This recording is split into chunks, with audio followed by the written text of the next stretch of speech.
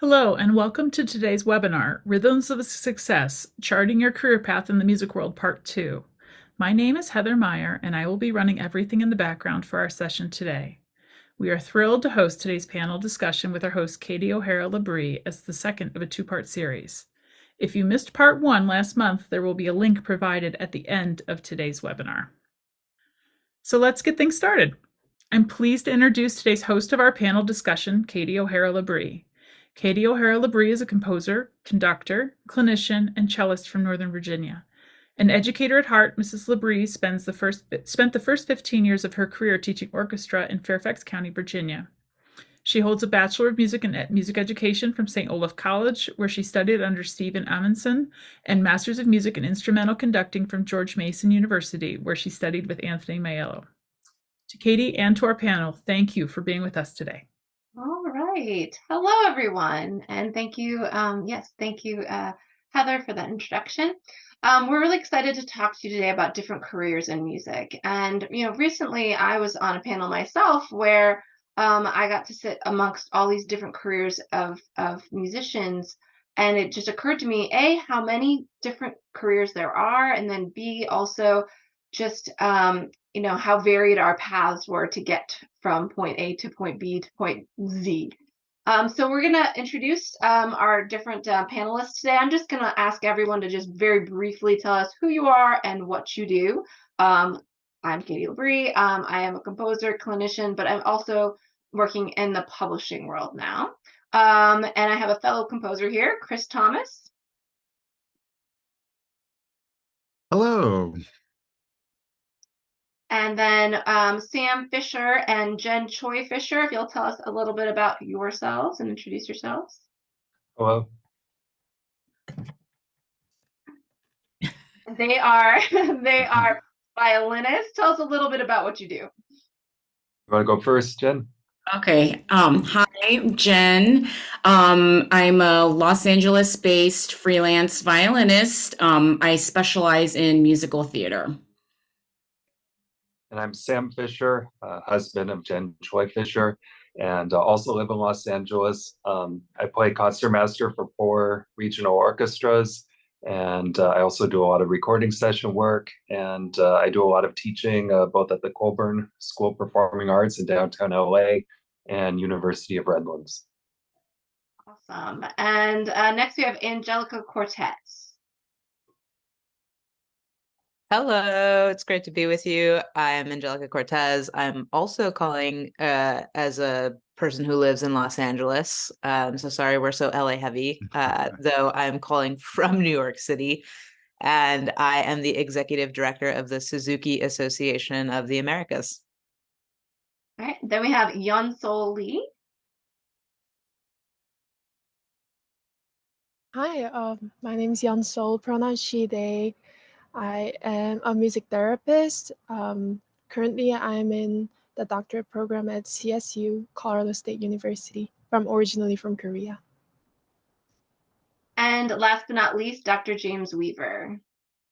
Everybody, my name is James Weaver. I'm the Director of Performing Arts and Sports for the National Federation of State High School Associations, and I oversee the activities of music, speech, debate, theater, cheer, dance, for some reason, boys lacrosse in about 20,000 high schools in the United States.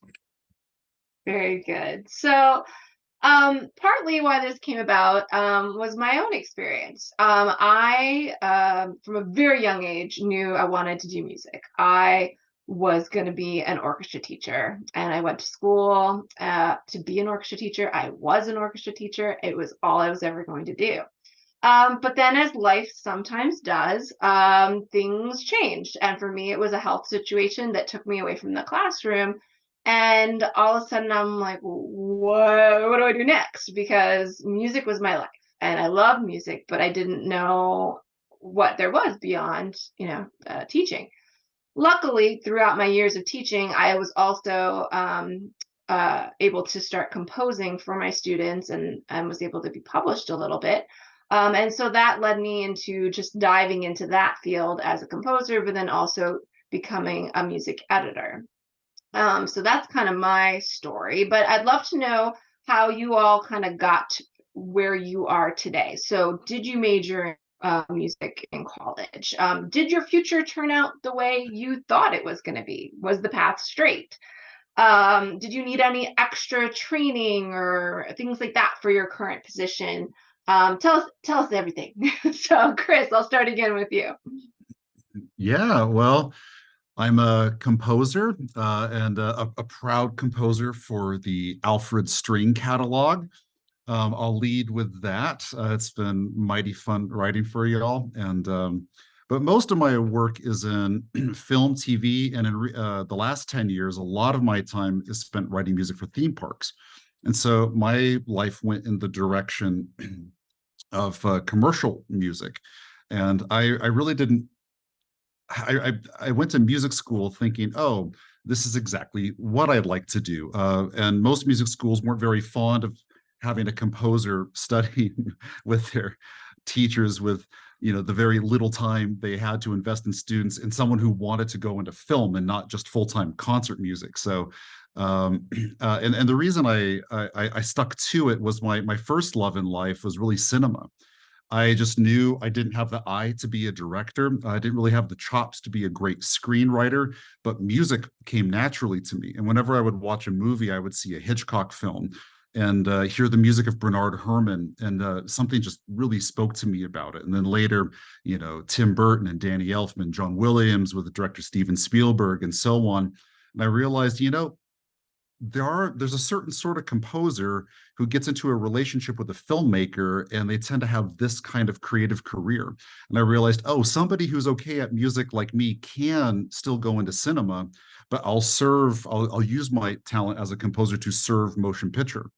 And by complete accident, I ended up falling into theme parks as well. And then another complete accident, I sat next to Soon-Hee Newbold on an airplane from Burbank to Seattle, and she was like, I should introduce you to my editor. And so that's how I met Brian Balmages and was adopted into the catalog, and then became a publishing composer. And so in a way, my life was a straight line, always wanting to be in cinema. It was all the other things that came along with it I didn't expect. And the career I have isn't really the one I thought I was going to have. Just another thing happened. Just, how it is, changes in the world happen. People you meet just steer you in different directions. And here I am dividing my time between, Alfred, theme parks, film, and I never foresaw that future. So that's kind of how I ended up here now. I love the story of you just randomly sitting next to Soon-Hee Newbold, who, if you don't know, is a very, very well-known string writer, and diving into this world. And we're very appreciative that happened, because your music for educational purposes is wonderful. So thank you. Thank you. All right, so Sam, tell us about your history and your story. Well, my story is I grew up in LA, and from a very young age, I was not quite 4 years old. I just became enamored with the violin, and it was always like a central part of my life. I think very early on, Itzhak Perlman was my idol because I would watch him on Sesame Street, and I would write him fan mail. And the cool thing is he would write me back. And I think I just always had my sights set on like being that kind of a violinist and a performer. And I went to USC for my undergrad, and I went to Juilliard for my master's. And I don't know that I specifically, felt like I got to be a soloist that, tours the world or else, but I just wanted to go as far as I could with the violin. One of my teachers was a concertmaster of a major orchestra in the Dallas Symphony. So I thought being a concertmaster could be really fun. I always loved teaching. So yeah, right after graduation, I took a 1-year position with an orchestra, Charleston Symphony in South Carolina. And that was just for 1 year. And after that, I thought, all right, I've lived in New York and I've lived in a smaller city in the South. And I thought that LA really seemed to be the place where I was most comfortable, where I grew up, where my family was. And there were just a lot of great opportunities out here, and a lot of variety for orchestral work. The studios, of course, are such a major part of musical life out here. So getting to do that, that was very different than anything I had been trained for. Just the skills that studio musicians have, and sight reading and adapting and following instructions really quickly from the composer. So there was a bit of a learning curve with that. But I feel, very fortunate that I get to do all of those things, teaching and playing and recording. And that's kind of how I wound up doing what I am now. I love it. And I think too, like for me, when I thought, I never thought I was going to be a performer, but I had friends that would, and I knew that path, right? And I always thought that it was like, okay, you're going to be either, a soloist or you're going to be a symphony player. And I thought you were just like in one symphony and you did that. And that was the thing you did all week long. And that was it. But I mean, you're in how many symphonies, and you teach and you do studio work, and it's quite a unique experience, it sounds like. Yeah, I feel very fortunate. Never get bored. Sometimes things get a little, all at once, where it's kind of a burnout, and you feel like you can't say no to anything. But I am fortunate, and I get to do the solo thing once in a while too. Like a month ago, I played the Alban Berg concerto with an orchestra, which never thought I would learn that piece, and so that gives me a chance to, yeah, sort of. Stay in shape and do something outside of my comfort zone. That's awesome. And so I was reading a little bit of Jen's bio, which I'm sure you guys have a lot of crossing paths in what you guys do, but you do a lot of musical theater work, and I saw the shows you worked on. Tell us about that and the different things you do.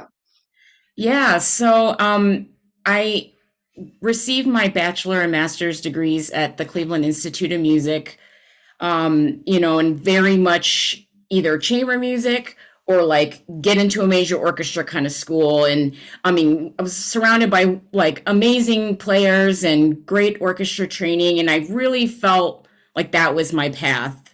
Like I wanted to get into an orchestra.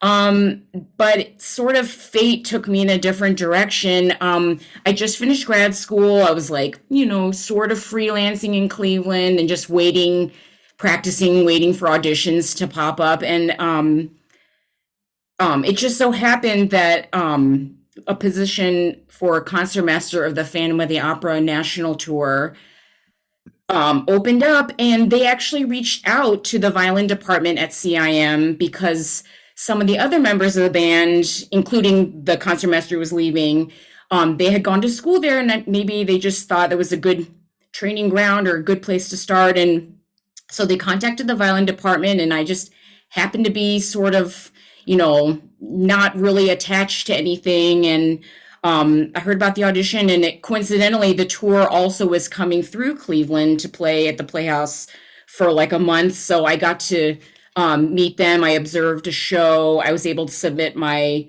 audition materials in person because, back then it was a CD and a paper resume, none of this like, high tech stuff. This was a long time ago. But and then eventually I was invited to take an audition with them, which entailed me playing 8 weeks in Boston with them. They just, stick me in the deep end, and I was just, treading water. And then eventually I joined the tour. I didn't even know those kinds of jobs existed. And I was like, what? Where are you like, are you in New York? And then, I just had no clue the world of touring and theater. And I ended up doing the tour, and I was there for 4 years. So yeah, it was quite a turn. Very, very cool. Yeah. And then Angelica, what did you think you were going to be when you grew up? And let me just kind of preface that with you're here kind of as our arts administration kind of guru here. So tell us a little bit about that.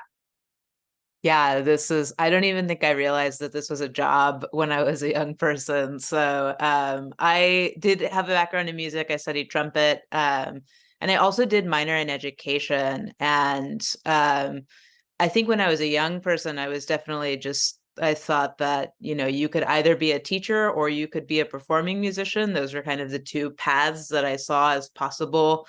And as I started to do a little bit more work in education, I started to think about, well, what are the ways that I can have the biggest impact that I possibly could? I was very fortunate to have someone that said to me, would you consider arts administration? And from there, worked at the LA Phil for about 5 years. I worked in ELSA STEM-inspired programs, which is really focused on access and equity in music education. So how do we get more young people instruments? How do we get them playing more? And how do we support our teachers in supporting more students? So that's really kind of where my work is focused now, and I'm really happy to be doing that. And then Yeonsol, I saw you nod your head really big when Angelica said the thing about, well, you can be a teacher or you can be, a performer. And I think that's what a lot of us think. So how did you kind of find your path in music therapy? Well, I grew up playing the piano. I was born and raised in Korea. In Korea, we play a lot of competitive piano, so that's how I was trained, classically trained. But then I was sent to a boarding school in India. So I was learning a new language. I was like adjusting. So piano was kind of like left aside. But I always loved playing piano, but I started not really practicing very much, and I just wanted to play freely. And that's how I kept in touch with music. But when it was time to apply for college, I didn't really understand what music therapy was, but something about it, I always like would talk about, I want to do like music and therapy and music and therapy. And when the time came, I was like, oh, music therapy, let me just apply. So I did that. I came to the US and I did my undergrad in Michigan, in music therapy with Dr. Merrill. And it was really great, but music therapy is quite complicated because there's so many different people you can work with, different places you can go. So I wasn't really sure what I was doing. So I got my master's in music philosophy, and then I did my internship at a place called the Center for Discovery. And there you have clients. They're mostly younger children with autism or severe like intellectual disabilities, and we just play piano for like half an hour, and that's all you do. And I found that quite blissful, getting to know my clients through music. Yeah, and I just really loved it. And I worked as a clinician for a year, and I realized that my the education philosophy background really led me to want to become a music therapy professor. So now I'm in school for it. That's really cool. And I think for those of you who don't know a lot about music therapy, Yeonsol has done a lot of work working with children, but you can also work like in a hospital setting. You can work in like a kind of a geriatric kind of setting. There's a lot of ways that music can help heal, which is really, really inspiring. So then we have Dr. James Weaver from the National Federation of High Schools. And I think you're similar to me in that you started as an orchestra teacher, but obviously you're not now. So tell us your path and what you thought you were going to be when you grew up and all that. Yeah, well, actually, so I didn't realize this. We went to school down the street from each other. So I'm a Concordia College grad. So Minnesota colleges unite in this one. So I went to Concordia and was a music education major, played in the orchestra, played in the band, became a orchestra director at a very small school district in northwestern Minnesota called Perham, Minnesota. It was exciting for me. It was one of those where I learned you can burn out of a job really quick because it was a small district that required a lot of things but didn't have all the resources, as we know, that exists everywhere. Then I went back to my hometown, where I swore I'd never go back to, in northeastern South Dakota, and had a lot of success. We took a program that had 175 students in it 4 through 12, and 4 years later we had over 500 students in the program. So we're really proud of that growth, which then allowed me to get the attention of the state association because I was a pain in their side.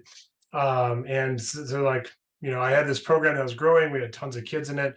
We're starting to make some waves, and there was an opening, and I just finished my master's degree in educational administration. And they're like, you could be the thorn in the side, or you just come be the solution to the problems that you see. Little did I know that I was too young and naive to understand what they were saying. So I jumped into the dark side of administration, and like Angelica, didn't look back. So I became the state administrator for 4 years. And then travel became too much in the state, which I understand is ironic now because I travel all over the place now. But I was the curriculum coordinator for a district of 25,000 students. We rewrote the curriculum, spent about $4 million in curriculum enhancements during that period of time. I oversaw 137 teachers directly through 38 different buildings. And then after I gave that a good go, the NFHS came and was like, hey, I think you should bring your talent and unique perspective to the national level. And so that's where I'm at today. And so the things I never thought I'd be doing is, teaching people about copyright compliance on a near daily basis. Like today, I was on a call with 10 different lawyers talking about copyright compliance, which was super fun. I never thought I'd have to know about microbiology and environmental sciences through the aerosol project we did. So it's been an interesting path, and I didn't realize when I was in college or even before that or nearly after that, that jobs like these existed. Nor did I understand just the breadth of everything that has to happen for programs at the local level to go right. And I think that we forget how robust the systems have to be to ensure that people from like where I'm at the national level, the decisions I make will have a direct impact eventually of someone in the local classroom. And that's an area we have to take a lot of humility and a lot of careful thought and planning for to really make sure that we're doing what's best for them. Just because the programs I oversee have about 9.2 million students in them. So take that with a huge level of responsibility. Yeah, and some of the things you were touching on, just want to kind of clarify. He mentioned the aerosol study. So when COVID hit, James was instrumental in making sure that we had this study so that people could know what was safe for instruments like blowing instruments or singers or string players. It's a little easier, but so like that was huge, and that's not something I'm sure you thought of when you initially were going to school for music, right? But you're still related to music in many ways and do so much to advocate for the music programs around the country. So we're very grateful for that. You also mentioned some hidden skills kind of that were in your job. And so that's where I want to kind of touch on next as we go around and just kind of what are the hidden skills in your job that you didn't know would be part of your job? So for me, in the publishing world, I thought I would just be looking at music all day, and I do that a lot. But I work for Randall Standridge Music as well as for Alfred. And with Randall Standridge, we're a small, tiny company. And so I do the engraving, which is like formatting the music. I do marketing, social media. I travel. I work with printers to make sure everything's going. There's just no end to like the next day. I'm like, oh, look at this new thing I'm doing today. I'm going to learn about that today. And so it's really exciting. I like the learning aspect of it, but it's definitely new. So Chris, I mean, even if you were gonna like potentially just be a composer, like whatever that means, you're doing. I mean, who knew theme park writing was a thing? But tell us a little bit about the hidden skills in your job, maybe in LA or elsewhere. Yeah. So I come from a very simple background. I was a cellist turned composer. My life was sawing on strings and then just pencil paper, counterpoint exercises. Not a lot of differences from the 1600s to now. It's just that's how I was trained. I sat at a piano, would write music, check my voice leading. And I thought, yeah, I'm going to go apply this to film. And I show up in LA and they're like, great, first project comes along. It's like, wonderful. We'd like a mock-up of the whole orchestra and export that file, lock it to pictures, send us a full thing to listen to tomorrow. And if we approve it, then we'll go record it. And I thought, mock-up? Well, can I just play you a little sample on the piano? And they're like, hey, before we're going to go blow thousands and thousands of dollars on a recording session, we'd like to know what it sounds like. Everyone else gives us a full-scale production. And, and so there was that. I thought, oh, how do you even do that? And I thought, oh, maybe we'll sit around with stopwatches and take timing notes. But no, you have to sit at a computer, load picture in, tempo and meter map your way through a scene. And so, there's a skill for that where you learn to hit right on frames of film, scene cut, new downbeat kind of stuff. And I found my entire life was in this little box of a computer, and I was not prepared for that. I didn't know how computers worked. I did not like them. I never wanted to use one for anything. Day one, gosh, yeah. And in fact, yeah, I said yes to a lot of things I didn't even know I was getting myself into. Like within weeks of starting down that path, Michael Giacchino pulled some of us students from USC to start working on Lost. And they sent me some MIDI files, for instance. They said, great, open these up, see what you think, orchestrate them out, turn it into sheet music and finale. We'll see you at the recording tomorrow. And they sent me 26 minutes of music to be recorded in 3 hours live with an orchestra. And I didn't know and I'd never heard the word orchestrator before. They said, great, you're the orchestrator, get it done by 2 a.m. Then the copyists will copy parts for the morning. I thought, what's a MIDI file? What's an orchestrator? So that night from 6 p.m. to 2 a.m., I had to learn what an orchestrator was. And someone had to come over, teach me to right click on a MIDI file, open it in Finale. And I thought, oh, there's the notes. And I thought, oh, I see what the composer's suggesting I do with this music. And I was able to assemble it into something that worked. I just pretended like I knew what was going to happen when I showed up the next day. And then they gave me a baton and had me lead the group, which I'd never recorded a click tracks. So it was just all at once, just, do or die. And I realized, oh, I need to get good at the computer. I need to learn audio production. I need to learn how to sell an idea. It's not just that you have to mock things up. It's mock something up compelling. It needs to sound like a finished product. And I had to learn to become an audio engineer, a mixer. And I spent the next 10 years, on every film I worked on, sitting by the scoring engineer long after my part was done, just with them teaching me how you like click, import the audio. Here's where the violin sits in the mix. I mean, just little things like that. And I had no sense, none whatsoever, that my life was going to be in the box like that. So I suggest learn how to be a great engineer today. You can always keep training, learn to be a great composer, of course, first, but you've got to learn your way around audio and MIDI production immediately. Yeah. And what I heard you say there too was that you sought out people, whether it was the recording engineer, whoever, to get that training, along the way. And I think that's a great thing to do. Like, ask questions and be upfront. If you don't know something, that's okay. Like, you want to get better at it, so ask people. So I think that's really cool. Yeah, and classmates and whoever. Yeah. And then Sam and Jen, what about you guys? Any hidden skills that you didn't realize you would need to know as professional musicians?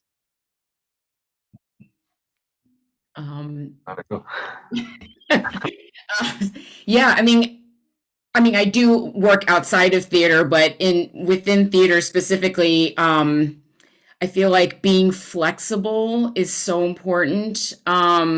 Whether it's, getting used to different spaces, like different size pits, or in other freelance things, different spatial, acoustical scenarios.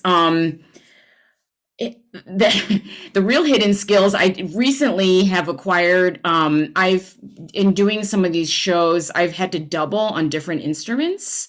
So primarily I'm playing violin, that's it. But I've had to play viola and violin on several shows. And sometimes you have like 3 bars to like set one down and then pick up the next one. And it's just crazy.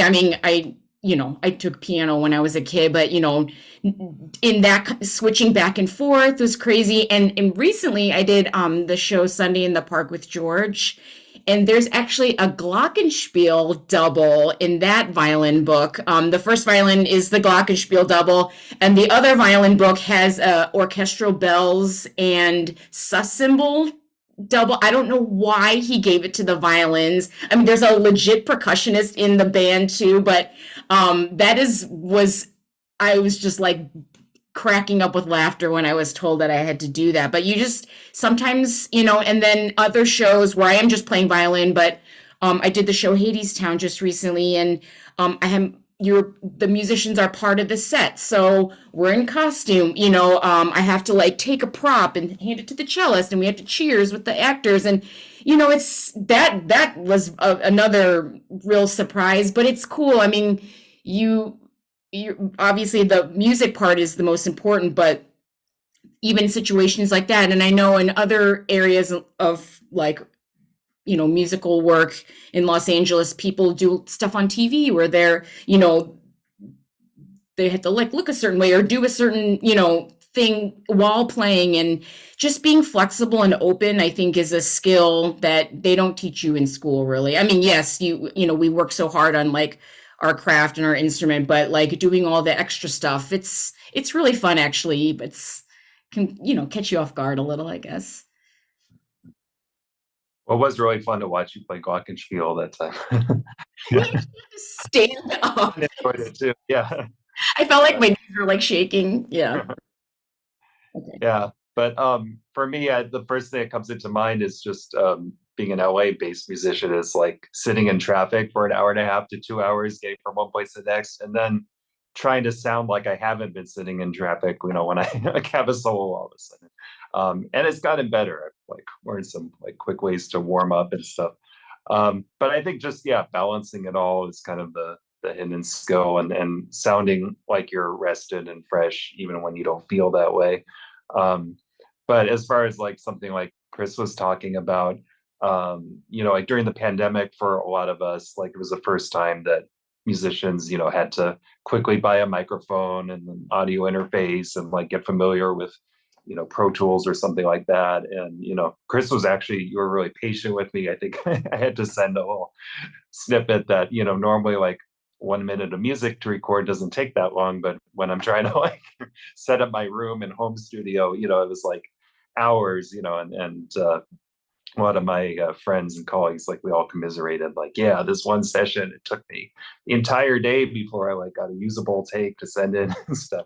So that was definitely a learning curve. I haven't had to do too much of that since the pandemic. It's been back to going into studios and having other people do the engineering, professionals, and they just record us. But I think to, you know, younger musicians, like that definitely is a skill they're going to have to use. Hopefully there won't be another pandemic, but just, you know, there's so many, it's so easy to record remotely now that it's something any musician should know how to do.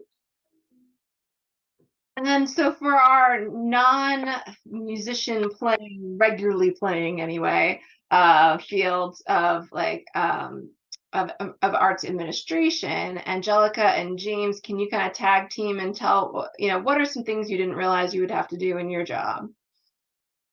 For sure. I feel like these are things that might sound obvious, but my focus was so much on like building good budgets and you know, making sure that I am organized and timely and all that stuff. And I feel like what I've realized is most important is really caring about what people have to say, really showing them that you're listening, showing them that they matter, prioritizing different perspectives and being willing to hear perspectives that are really different from your own. I would say that's among the most valuable skill sets that I've realized in the last couple of years. So really just putting people first. And the other one that came to mind was teaching and learning. A lot of my position is bringing people in on what we're doing and why we're doing it, and also supporting my team in doing their work and making sure that they're well set up, and also demonstrating that I too am learning, right? Really embracing and embodying that, being able to admit I don't know when I don't know, you know, because like we all just experienced the pandemic together and none of us knew what to do in that time. And so really being able to say like, I actually don't know what this is going to look like, I would say is one of the most valuable skill sets that we could have in our positions.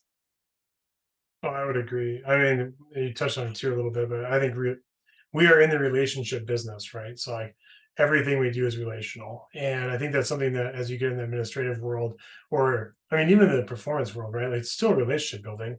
Sam, you said you're a principal in 4 different orchestras. I mean, that's a lot of relationships to keep built up there, right? But we're all in the relationship business, I think, is part of it. One of the skills I didn't realize I'd have to understand is how marketing and project management work. Those are two things. Like when I was an orchestra teacher, it was easy. Like, here's what I'm going to do. It's rehearsal. There's a skill set. Like, and it kind of just lined up with how it's supposed to go. Now we're in an area where I have no idea what tomorrow is going to be like. My main assistant, Kyle, will make my schedule happen and it looks great. And then by the end of the day, I'm like, whoa, that was like a hammer coming after a brick. And so there's a lot of craziness that has to happen there. I think the other thing that's been weird that I didn't realize I'd have to know so much, and I'm glad I have my doctor experience to do it, but survey creation is something, because everybody wants data, but there's good data and there's mediocre data and there's poor data. And most of it all comes down to survey creation. So we do a lot of survey work at the NFHS that we do in partnerships across a bunch of the music spectrum. But I didn't realize how much survey creation would be playing into it. So luckily, I get to balance that off with adjudicating and honor groups. So I still got to do a little bit of baton work, which I think helps to keep me sane and grounded, which is nice. That's cool. I think definitely organization, I think, is probably an important skill for all of us, whether you're balancing all the production stuff that Chris is doing, or which symphony rehearsal do I have today, or any of it. It's very, very, very key. And then Yeonsol, I'm guessing that with your job as a music therapist, every half hour with a new client coming in is kind of different. So you probably have to be pretty on your toes, yeah? For sure. I think as a music therapist, you have to have a very wide knowledge about just like human psychology in general, and you need to be able to find research to inform you, because you're not going to know about everybody that you meet. So there's like a constant education process that's happening. I think you also have to be a very sensitive and observant person, because you're also a therapist while being a musician. And because music therapy is the process of meeting non-musical goals like motor skills, communication skills, social skills, all those things, attention, cognitive stuff. So you need to be able to connect the non-musical goals with music. So you have to have a pretty intimate relationship with music yourself, and to know how music impacts people. Like, how does music relate to your brain functioning? How does music evoke emotions? Stuff like that. So I think there's just like a lot of layers, and like watching an assessment, and you have to be a great musician because you have to be doing other stuff while doing music. So there's always like, I think being a better musician makes you a better music therapist, because then you're able to use that other set of brain skills to while you're doing music, right? Yeah, definitely. You're a multitasker, very similar to how Jen has to, play glockenspiel and In a way, yeah. But I'm like assessing what is going on, taking data. But I really like it. And that ties into my next question too, is just about advice. And it sounds like you gave, really good advice on, if people want to have a career in music but aren't particularly sure what they want to do or how they want to get there. Like what advice does anyone have? I'll kind of just open this up, and if you want to just unmute and give a little chat. Looks like Chris is ready to talk. Oh, am I? So I just guessed. Oh. Oh gosh. So advice to get into this. The music, well, at least for my world, I would say that the music has to be first.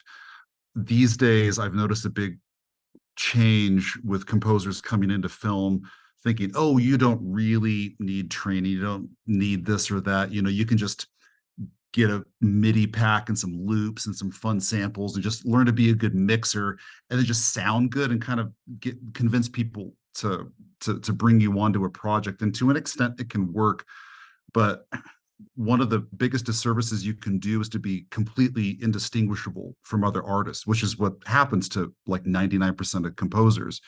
If you're not really prioritizing the craft, in my case, composing, if that's not always first on your list to keep improving, then there's not really a sustainable future.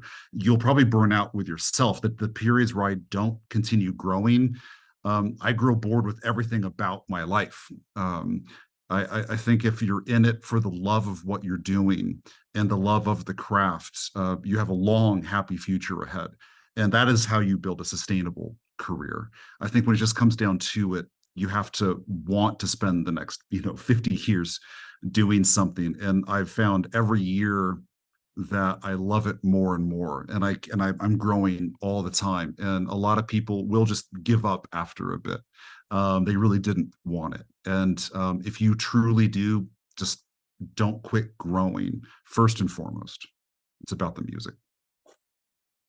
Yeah, and I would say on top of that, like find what you're passionate about, and it's okay if that changes over time. I remember when I was teaching, I thought for sure, like when I got to the high school gig, I loved every moment of it. Like I'm retiring at this. I was 27 at the time, so that was a long ways off. But then the opportunities just kept opening up in ways that I didn't see coming, and it's hard to take that risk to say, I really love being an orchestra director, but what if I give this administration thing a try and what happens? Or what if I go ahead and do the performance thing? Or, what if you're in an area where like, I really love lights and sound, and what if I become a sound and lighting engineer in a local theater? There's a lot of jobs that are available, and we'll talk about that a little bit later.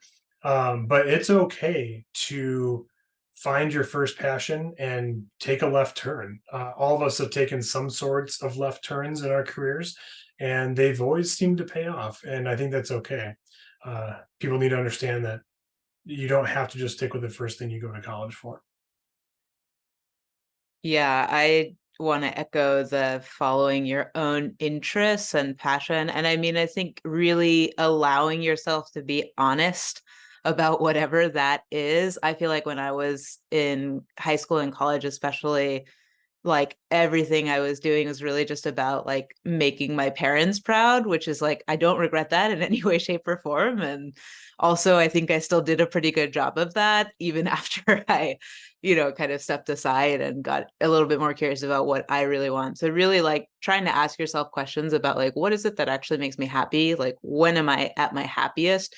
Because that's going to serve you the best and ultimately serve all of us the best. So really getting clear on that is one piece, I think, of advice. And another is to think about the people in your life that you admire and reach out. And also stay in touch with those people. I actually got this job because someone that I admire was asked, hey, who might be a good fit for this job? And my name came up. So, and I don't think I've gotten a job without that being the case. So, keep in touch with those people, write to them there. And if you're like someone who's going to music festivals or going to summer camps or going to high school orchestra, like those are your people that will also be looking out for you. So maintain those relationships, if nothing else, because they'll keep you going when things get hard. And surely things will get hard at some point because we're all in this world. So. Yeah, I was just going to add to that. I mean, if you're unsure what you want to do, if you think it's going to be performance based, I mean, this sounds maybe a little obvious, but definitely start by getting training, and like building good technique is just so important. I mean, eventually, if you end up doing some, if it's not classical, if it's like other kinds of, styles or other genres, like the foundation is so important for even for those styles. And it's so important for, endurance, avoiding injury, kind of like dancers, they always do bar work because they have to stay strong. And even though those movements seem basic for them, it's what can help them stay strong dancers and, have a long career. Yeah, just the longevity performing. I just can't stress enough how important basic, good, foundation technique is, no matter what kind of music you're going to play later on in life. And it'll allow you to be more versatile, I think, with the strong foundation. Yeah, I mean, I totally agree with everything that's been said. And I mean, the only other thing, like looking back, I mean, first of all, yeah, if you don't love it and feel like this is the only thing that you can do is being in a career in music, I mean, there have to be other careers out there that, like need people and are less competitive and offer more security and financial security. So, only do this if you really feel like this is your true path and you can't do anything else. But I think, especially when you're starting out, there will be projects or gigs or orchestras or whatever where you feel like this is not what I wanted to do. This is beneath my abilities and talent and all that. But I think it helped me when I realized, like, to somebody else, the person who was putting the group together or the conductor, like, this was their most important thing. And if I can support them as best I can and put in the focus and like immerse myself in it, even though I'd rather be doing something else, if I had that kind of positive focus and just dedication to whatever I was doing, then it was actually a lot faster to lead to the next thing, which was a step up.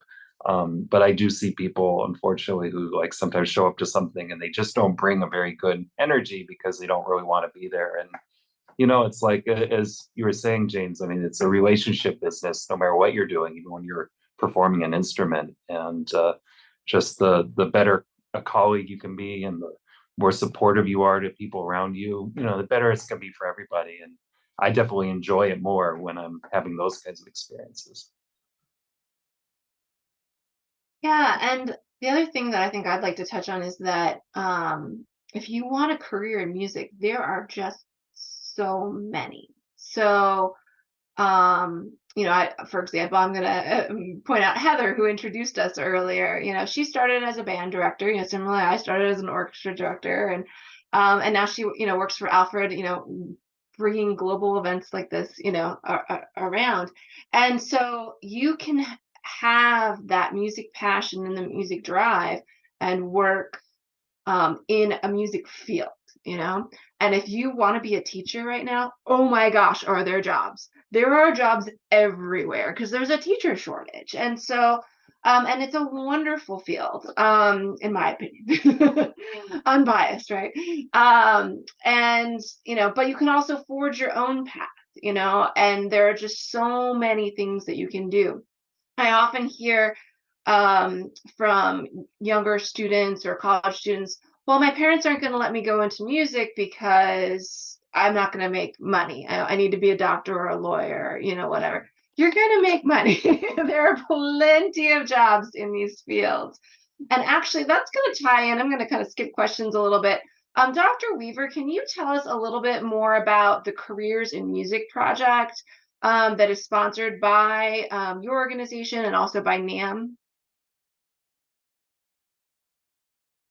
When your mic works. Right, Yeah. first time Zoom user here. Yeah, I'd love to talk about the project. So to tie into what you were saying, Katie, there's so many jobs available in the creative industry. When I give this talk in person, I ask people like, how many jobs do you think there are? And shoot out your answers like 5,000, 10,000, but there's actually 673,556 businesses that employ creative arts people. That equates to 3.48 million people who have arts related jobs. That's a lot, and it's a huge industry, and I think we forget about that all the time.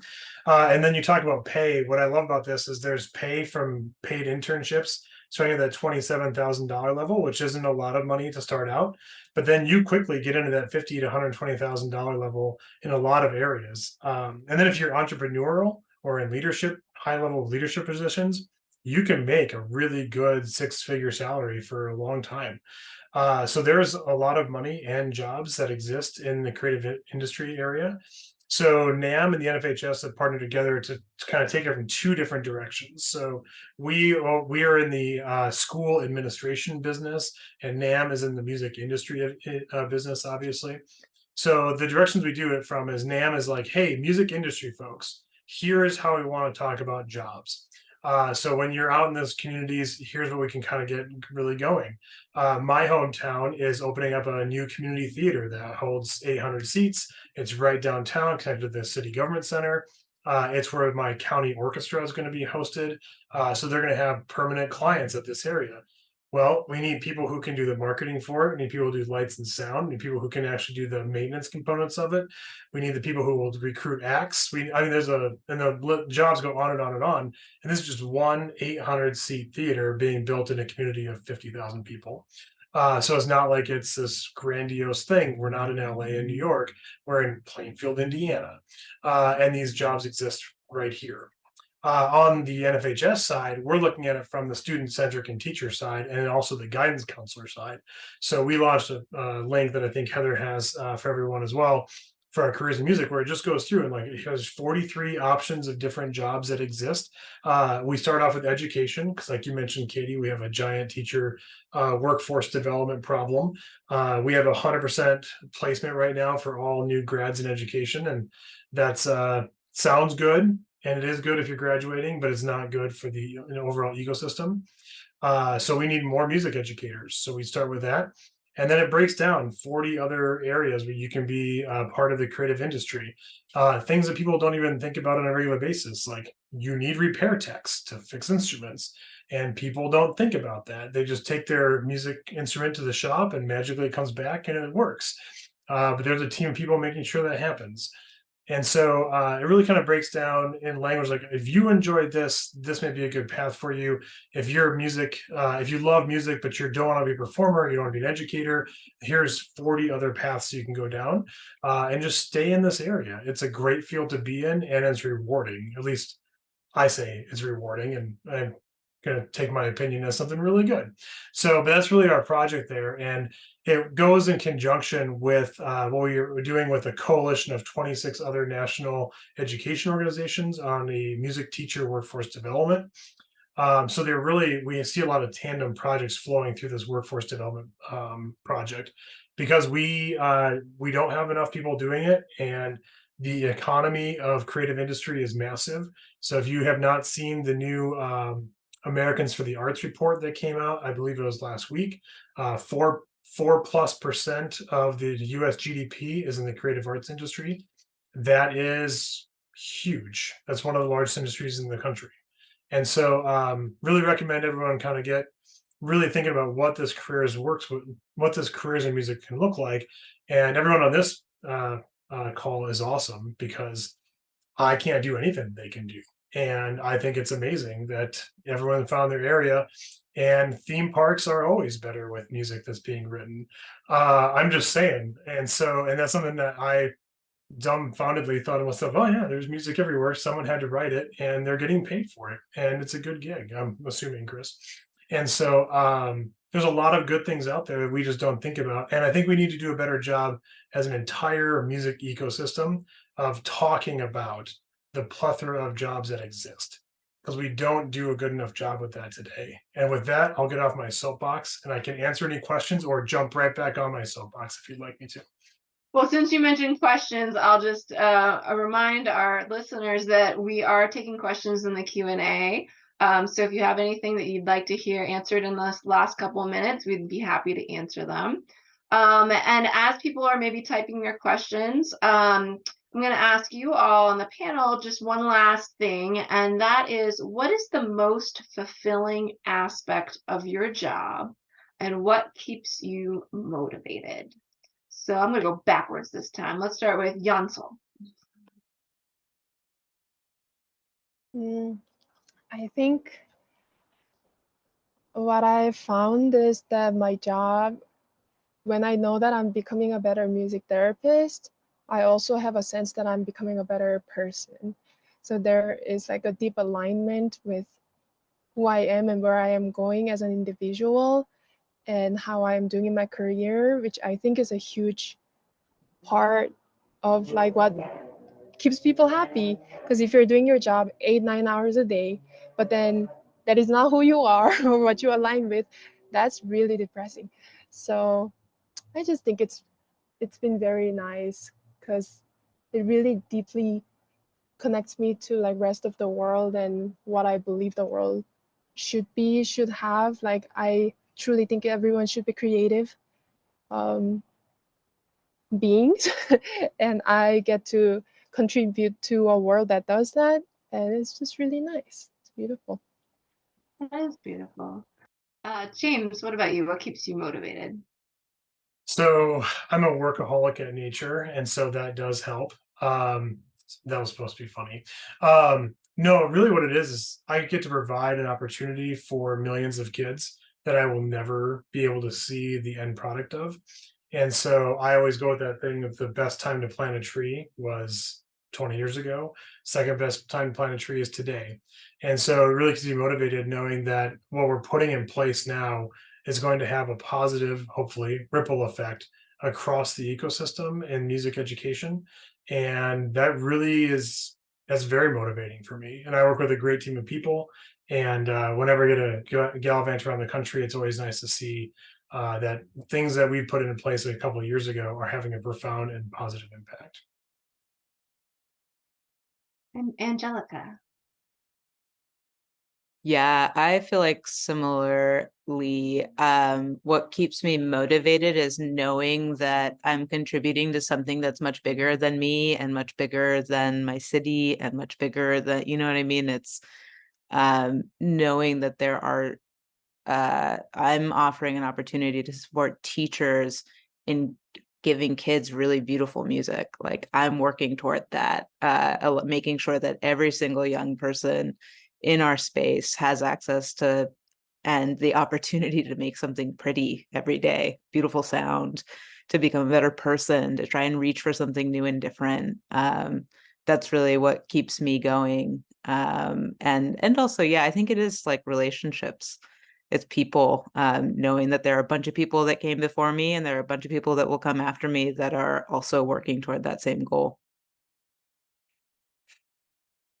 And Jen and Sam.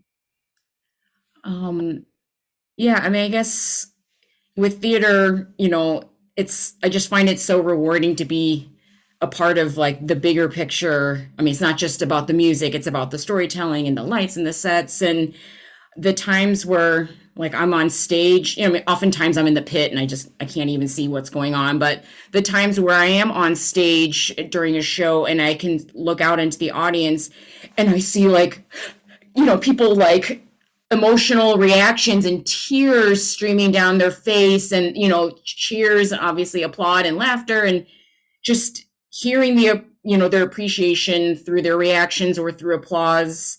I mean, it's just so rewarding. And just knowing that when the world's like on fire and people need that escape to come to the theater and just like, forget the troubles of the world or their own, personal problems and just have an escape and something to bring them joy. I mean, that's like, there's nothing better than that. And I guess what keeps me motivated is like, I want to keep doing that. So I always just try to sound my best, my very best to do my part to contribute to that and keep getting hired. So. Good. And just real quick, Sam and Chris, and then we are going to touch on a few things before we wrap up. Yeah, I'll just say it's incredible to play with some of the best musicians in the world as my colleagues, and get to play music written by some incredible composers, including many who are alive and collaborating with us. And it's also really rewarding to teach students who want to have that kind of life for themselves or just want to play music as well as they can. And I've made some great connections with incredible students too. So. Yeah, for me, it's every day I get to explore new creative spaces. There's a story on a ride or a scene with a certain visual language or a speed of the edit going on. And I get to like dig in and just explore all that stuff. And it's just so fun to get to do. So one question that came up in the chat had to do with college. Is college the only way to get into the music industry? And so I'm going to let James touch on that and just know that I know that his answer is going to be there are lots of ways to get in. So go ahead, James, real fast. Yeah, there's a lot of ways to get into that. So college is one path that I think we all went through on this panel.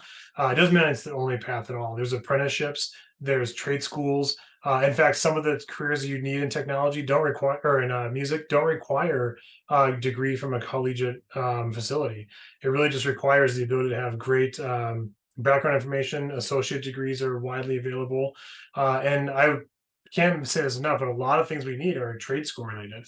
If you think about instrument repair techs, right? There's great trade schools on how to do instrument repair. You don't necessarily need a college degree for those things, but it is a path that I think all of us have taken and has been rewarding for us. But it's definitely not the only pathway forward. And I think it's important we tell our students that today as well. Awesome. Well, thank you, panelists, and I'll let Heather hop on here. And So thank you again to everyone, and goodbye. Have a great evening.